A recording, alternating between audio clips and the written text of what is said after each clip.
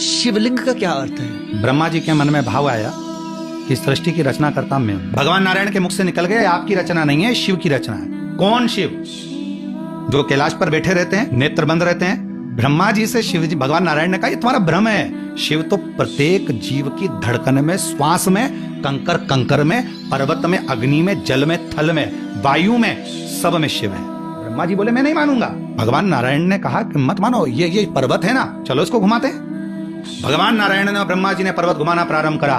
घुमाना क्यों प्रारंभ किया? उनको जानने के लिए। आप कह रहे हो ना कि सब में शिव है। घुमाया पर्वत, तभी एक आकृति लिंग की प्रकट हुई। भगवान नारायण ने हाथ जोड़कर जो स्तुति करना प्रारंभ करी, शिवलिंग में से आवाज आने लगी, ब्रह्मा इस सृष्टि का रचना करता मैं हूं। ब्रह्मा जी बोले मैं मानने को तैयार हूं कि शिव सब जगह है, पर मुझे अब इनका शीश देखना है। आप चरण ढूंढ लो। भगवान नारायण कहने लगे अच्छी बात है, मैं चरण देखता हूँ। ब्रह्मा जी ऊपर गए शीश ढूंढने के लिए, भगवान नारायण चरण की ओर गए। नारायण तो वापिस आ गए क्योंकि मालूम था चरण मिलना नहीं हो। जाते जाते जाते जाते उनमें भगवान ब्रह्मा जी ने गौ माता को देखा, कहा मुझे मिल नहीं रहा शीश, चलो तुम चलकर कह देना भगवान नारायण के सामने कि भगवान ब्रह्मा जी को शीश मिल गया। गाय ने कहा मैं क्यों झूठ बोलूं। ब्रह्मा जी कहने लगे पृथ्वी पर सबसे पहली रोटी जब घर में बनेगी तो तेरे नाम की निकलेगी, तुझे ही मिलेगी। गाय ने कहा फिर तो मैं झूठ बोल दूं। चलते चलते गाय माता ने कहा कि मेरे बात को अगर कोई ने नहीं माना तो केतकी के फूल को तोड़ लो।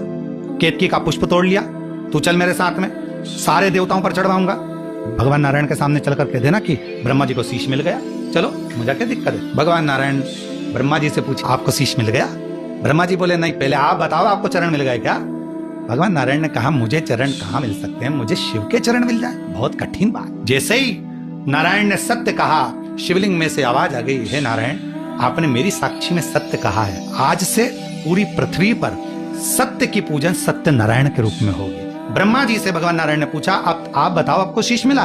ब्रह्मा जी बोले मुझे तो शीश के दर्शन हो गए। अगर ना मानो तो गौ माता से पूछ लो। गाय ने कह दिया कि ब्रह्मा जी को शीश का दर्शन हो गया। शिव जी ने आकाशवाणी कर कहा गौ माता तू जगत की मां होकर झूठ बोलती है, मैं तुझे श्राप देता हूं कि तेरा पूरा शरीर पूजा जाएगा पर तेरा मुख अपूज्य माना जाएगा। आखिरी में ब्रह्मा जी ने कहा कि केतकी के पुष्प से पूछो, तो केतकी का पुष्प भी झूठ बोल दिया। भगवान ने श्राप दे दिया, अरे केतकी सारे देवताओं पर चढ़ेगा पर शिव पर कभी नहीं चढ़ेगा। ब्रह्मा जी कह रहे नहीं, मैंने शीश का दर्शन किया।